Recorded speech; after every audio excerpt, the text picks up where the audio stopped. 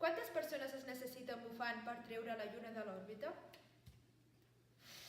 Per saber-ho, primerament s'ha calculat la força que es necessita per moure la Lluna d'òrbita, a partir de la llei de la gravitació universal, que ens diu que la força gravitatòria és igual a la constant de gravetat G per la massa de la Lluna per la massa de la Terra, partit per la distància entre els dos centres elevat al quadrat.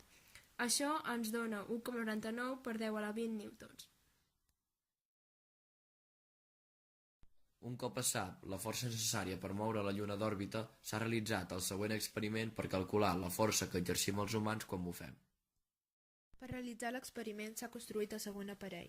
Consisteix en un recipient amb líquid tancat hermèticament del qual surten dos tubs de vidre, un per bufar i l'altre perquè un cop es bufi el líquid pugi per aquest i es mesuri l'alçada que adquireix. Força és igual a pressió per superfície.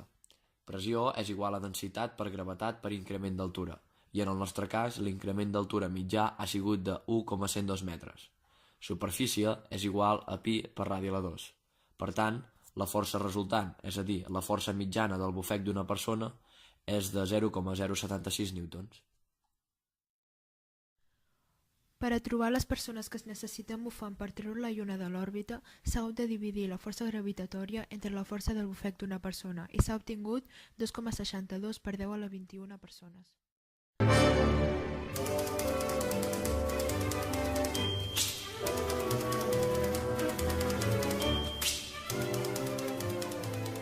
Sabem que el nombre total de persones que habiten el planeta Terra són 1,07 per 10 a la 11 i les persones que necessitem per moure la Lluna de l'òrbita bufant són 2,62 per 10 a la 21, podem deduir que, ni ajuntant totes les persones que han passat pel nostre planeta durant aquests anys, aconseguiríem moure la Lluna de la seva òrbita.